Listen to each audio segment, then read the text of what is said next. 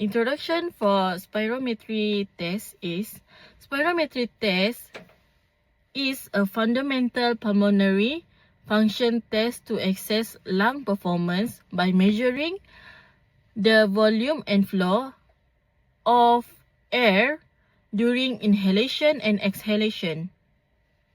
Spirometry also provides objective data on airway obstruction and lung capacity.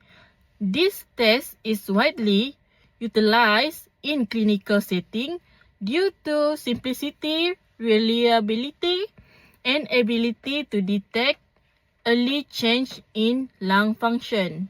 And it is also making it essential tool in respiratory care in disease management.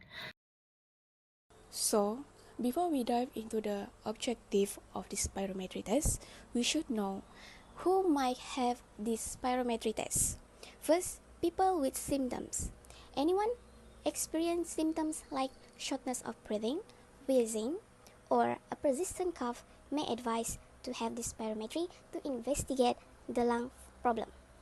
2. People at risk, like anyone who exposed to lung irritants with dust, smoke, or certain chemical, or someone from family that have history of lung disease may be advised to undergo this spirometry test.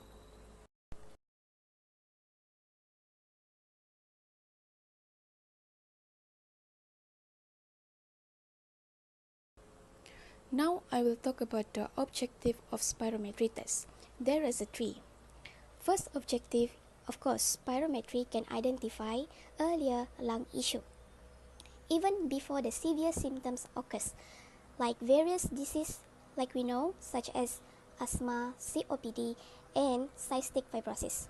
Also, spirometry helping to track the progression of the impact from environment or occupational exposure on lung function.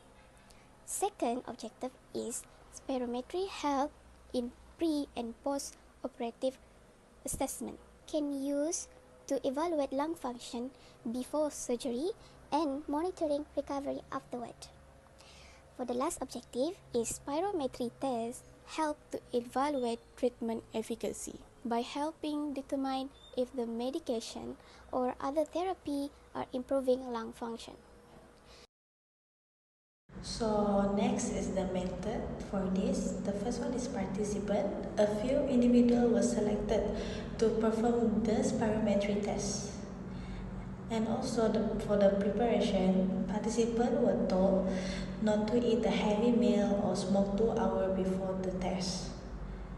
They set up and wore a nose clip. Next, the procedure. Each person took a deep breath and blew into the spirometers as hard as possible. The test was done 3 times and the best result was used. Next is the procedure of spirometer test. The patient places a clean disposable mouthpiece into the mouth. The in-charge will ask the patient to take a deep breath in as much as they can. Seal their lips around the mouthpiece tightly. Blow out as hard and fast as possible until their lungs are empty, at least 6 seconds for adults. The test is usually repeated 3 times to ensure consistent result. Good afternoon. So we will present about the result. So this is an example of spirometry test result. First is FVC, which is forced vital capacity, the total volume of air exhaled after a full inhalation. So this is a result of FVC. The first parameter we analyze is forced vital capacity of FVC. This is the total amount of air exhaled after a full inhalation. The patient result is 3.10 liters, which is 77.5% of the predicted 4.00 liters. Since it's below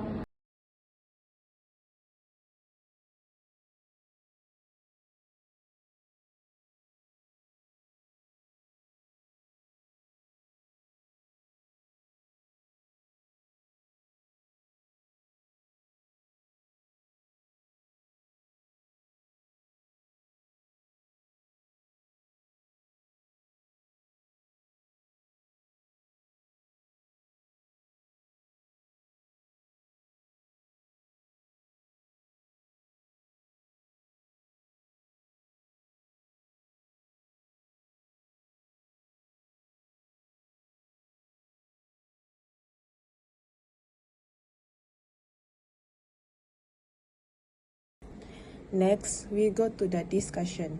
Reduced FVC, which is 77.5%, suggests a mild reduction in lung volume. This can occur in redistrict lung diseases such as pulmonary fibrosis, obesity-related hyperventilation, or neuromuscular disorders. FVC can also appear reduced in obstructive diseases due to air trapping.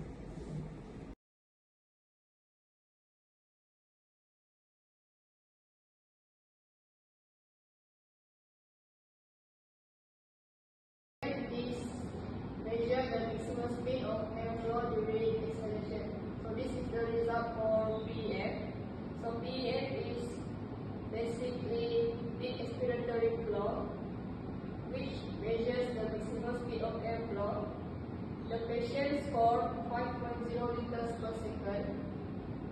This is only 66.7 average flow during the middle half of exhalation. The result is 2.1 L over S compared to the predicted 3.8 L over S or 55.3%. This is moderately reduced and may show early signs of small airway diseases. So for calculation, this is the formula. Percentage of predicted equal to, in bracket, measure result over predicted times 100%. So here we take 2.00 liter, which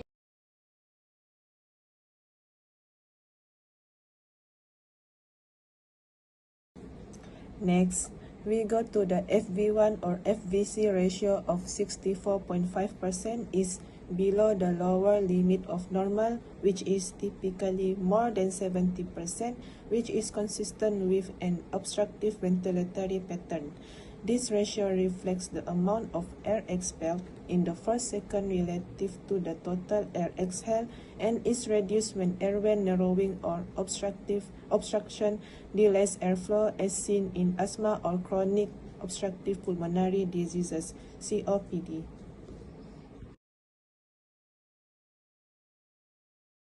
So, I will continue for the recommendation, which is ensure the patient avoids heavy meals, smoking, or vigorous exercise at least 2 hours before the test for accurate lung function readings.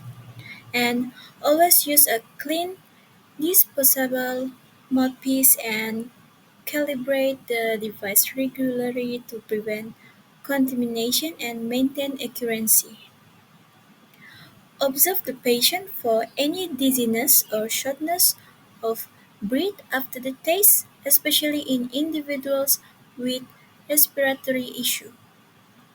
And regular use of this spirometer, as directed by a healthcare professional, can help straighten breathing muscle and improve lung function. For the risk, the test may trigger an asthma attack, especially in patients with poorly controlled asthma. This can make breathing difficult and trigger coughing, a whistling sound, wheezing when you breathe out, and shortness of breath. And lastly, tuberculosis or acute respiratory infection can be exacerbated by the test and may pose a risk of spreading infection. That's all from me. I will pass to the next presenter. Next, I will continue for the conclusion. The SPIRO test is a key tool in exercise lung function. It helps detect conditions like COPD, it's chronic obstructive pulmonary disease, asthma, and recurrent lung disease by measuring values such as VEV and VBC. Besides diagnosis, it is also used to monitor disease progress and treatment effectiveness.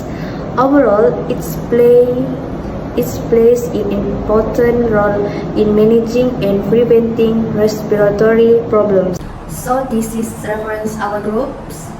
That's all from us. Thank you.